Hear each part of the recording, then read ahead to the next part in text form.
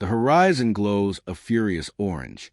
Heat lifts from the savannah like a mirage, and ash rides the wind in thin gray veils. A lioness stands alone, tail low, eyes narrowed to a line of fire crawling across the plains. She should be moving the other way. Every instinct says the lions avoid flame. Instead, she pauses, ears cupping the wind. There is again a small, uncertain call. Not lion, not her kind. The sound stumbles out a patch of knee-high grass near a termite mound, where the wind curls and smells of dust and milk. She steps closer, pads silent, whiskers forward. The grass parts. A Bisa Oryx calf, fawn-colored, big dark eyes, horn buds no longer than a thumb, trembles on new legs. Oryx calves are supposed to lie still for weeks while their mothers graze. They are born to vanish into grass. But the wind shifted, the fire moved, and the mother's scent line evaporated into the heat. The lioness turns her head. Shapes appear against the glowing rim of the world. Low, sloping shoulders, ears pricked, patience that smells like hunger. Hyenas prefer confidence in numbers. They have it tonight. The calf bleats again, softer. The lioness exhales, long and quiet, then does something that makes no sense to a rule book. She steps between the calf and the approaching hyenas, shoulders square to the smoke, and holds the line. And behind them, the wind changes. How do a predator and her would-be prey survive a night when fire and teeth both close in? Lions hunt most at dusk and dawn. The light favors their eyes. In Samburu's late dry season, nights are thin with hunger. Females range far, marking with rough, rasping roars no one mistakes for thunder. This lioness carries a notch in her right ear and a pale scar down her foreleg, a map of the choices that keep a hunter alive. She has no cubs that heal tonight. Her pride is north toward the Ueso-Ingiro River, where dum palms gather palms full of wind. Oryx are desert antelopes built for furnaces. Their pale coats reflect heat. Their nasal passages cool blood headed for the brain. They can stretch days without drinking, pulling moisture from resinous shrubs and tough grasses. Calves spend their first weeks pressed flat and silent, while mothers feed, returning by scent. When separation happens, calves sometimes stand and follow the largest nearby shape. Tonight, that shape is a lioness. The hyenas fan out, practiced and confident. Spotted hyenas in Samburu form clans with complex ranks. When they whoop together, it's a rope thrown across distance. The lioness plants her front paws, shoulders high, profile sideways, the posture of a cat saying, "I see you and I will not flee." A blind of ash passes between her and the hyenas. The oryx calf presses its flank to her foreleg. The lioness neither flinches nor lowers her head to bite. She just breathes, measuring the night. The first hyena probes a line, head low, grin fixed by skull not moved. The lioness surges forward 2 quick paces, lips peeled, a deep, thunderless roar that vibrates the grass heads. Hyenas know that sound. The lead animal skids and arcs away, not cowed, just calculating. The calf startles, legs knitting and unknitting beneath it. The lioness glances down, a small, almost domestic motion, then back up, counting hyenas instead of opportunities. She needs to move or she'll be flanked. Bushfires don't move in a straight wall. Fingers run ahead, jump gullies, disappear, then leap again. The safe line is a fire break, bare ground, a road, a dry riverbed. There's a lugga, a sandy seasonal channel, half a kilometer east. If she angles the hyenas into the smoke and cuts crosswind, she can reach it. But she won't make that run if the calf freezes. She does the strangest thing a lion can do. She turns her head and gives a low, breathy MMH, a contact call lions use to gather companions. It's friendly. It's impossible. The calf blinks and, as if some old desert script turns a page inside its bones, it begins to follow. The lioness steps out, body between calf and hyenas, and starts the slow, deliberate advance toward the lugga, eyes never leaving the predators that should have been her competitors or her dinner. They travel in a zigzag that makes no picture to a satellite, but perfect sense to everything living close to the ground. The lioness skirts thorn scatter, chooses firm soils, pauses when the calf stumbles. Twice she halts and stands tall, tasting the air with her mouth open, flaming, to read scent like text. Hyenas shadow them, then fade, then reappear, patient as drought. Ethology note: if you are narrating, large prey read predator body language. A head raised high, tail low and slow. Sideways steps say, I'm not hunting. Prey risk calculus updates every heartbeat. The calves' tremor steadies each time the lioness blocks the world with her body. They reach a low dip. The ground goes powdery, ash soft in a way that hides snares and roots. The calf stops, ears forward, forefoot stamping. Oryx calves don't stand for drama. It's a small alarm pinned to something vague that feels wrong. The lioness shifts one step, tests the earth with a forepaw, and feels a whisper of wire. She freezes. Snare lines sometimes catch predators too.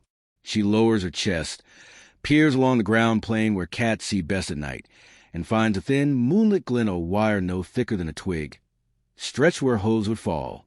She backs up, a precise ballet of muscles and patience, then nudges a calf around a trap and onward.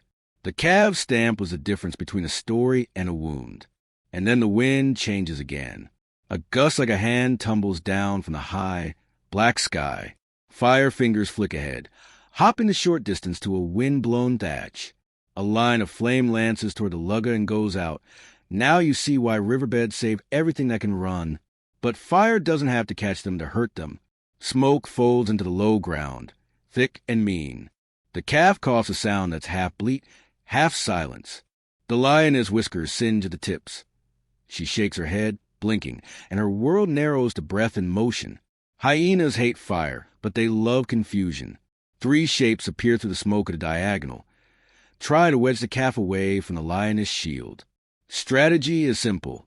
Harry the Protector, make a mistake bloom, then capitalize. The lioness makes a different choice. She launches, not into the calf, into the smoke at the hyena flanking farthest right. A feint to make the line fold. Hyenas don't commit to a fight. They can't be sure they win. Their genius is withdrawal before cost. They scatter, reevaluating in a heartbeat. The lioness pirouettes, breath tearing at her throat, and sprints back to the calf. The riverbed appears like a miracle of emptiness. The sand is pale and clean. For a moment the fire and the hyenas both fall behind, and it's just the thud of a cat and the quick, sincere steps of a desert child who doesn't know it shouldn't trust her. The lugga is safety from flame, not from hunger. Night deepens. Stars throw cold light. Bats flit like commas. The lioness slows, ribs lifting and falling under a hide the color of baked bread. She hasn't eaten in 2 days. Lions can go longer, but not without cost. On a sandbar, she pauses. The calf noses at her shoulder, then drifts toward a low bush, nibbling its tips like a child picking at a puzzle. Oryx are mixed feeders. Even calves taste what the herd eats. Desert grasses, dwarf shrubs, the bitter things that keep them alive. The clan hasn't quit. Their patience feels like the circle drawn by a hand that never lifts the charcoal. Another threat steps into the sketch. 2 nomad lions, young males with manes too small to bluff and stomachs too empty to negotiate. They come down the far bank with that head low, shoulder rock catwalk, the one that says every path ends in teeth. The lioness lifts her head and gives a low, rolling grunt. A lion stay away. Nomads don't listen when hunger talks louder. One male fixes on the calf, and all the night's strange mercy turns brittle in an instant. The lioness moves halfway to meet them. She can't win a fight with 2, not cleanly, not without cost that ends a calf anyway. She needs position, not heroics. The calf does something small that changes the geometry. It freezes, then steps hard left, out of the moon stripe, into the shadow of a fallen doomed trunk. That instinct, freeze, then vanish by not being where a predator expects, belongs to antelopes older than maps. The nomad's lunge hits sand and splinters. The lioness uses his momentum. She hacks sideways, a cuff of the weight of 100 meals saved or lost, enough to knock balance off the male. No gore, only shock and quicksand spray, and a retreat that looks like reconsidering. The second male lowers his head. The hyenas whoop again, nearer. Even hunger can count. The nomads drift back up the bank, appetite bargaining with risk. The lioness stands, chest heaving, and the calf stays in the shadow, because shadows, tonight, are teachers. When the night thins, the world is born again in blue. The wind loses heat. The fire seems far, a rumor told of darkness. Birds test the air with single notes. The calf lifts its head, ears quivering. Something has changed in the scent. At the lugger's mouth, silhouettes appear. Elegant bodies, long, straight horns tilted like spears. Bison of Oryx move in loose herds. Females with calves, a few territorial males shadowing distance. They do not run, because running is for later. They walk with heads high and eyes cutting angles across the plain. An adult female steps forward, stripes on her face dark as ink, horns as long as a lioness. Behind her, others align, not random, but a shape antelopes know when vulnerability asks for geometry. Predators respect lines that say, "This will cost you." Hyenas slide back into view, circling for one more try before daylight lowers their odds. The lioness doesn't posture. She stands still, tail low, head up, quarter turned to show she will neither chase nor bolt. The adult Oryx flicks an ear and holds position. Across mammals, there are body languages for truce. One hyena tests the edge. A big cow Oryx steps and flashes her horns. The hyena decides the math is wrong today. The calf steps forward, trembles, then launches into a small, relieved dash. The adult female lowers her head, almost a bow, and the calf tucks against her shoulder. Not a cinematic reunion with tears, just a desert truth. Found is safer than lost. The lioness watches until the calf is within the horn circle. She turns, a fluid, economical motion, and begins to walk away. Then the wind changes, one last time. SFX, distant, low, roars, the lioness pride calling. Her head tilts. She answers, a softer sound that means I am here. She does not look back. Neither does the calf. The morning pulls them in opposite directions, like streams rejoining the riverbed that made them possible, running the long way to survival. The sun climbs, ordinary and miraculous. The fire dies where it finds no fuel. The hyenas melt into shade to sleep away bad arithmetic.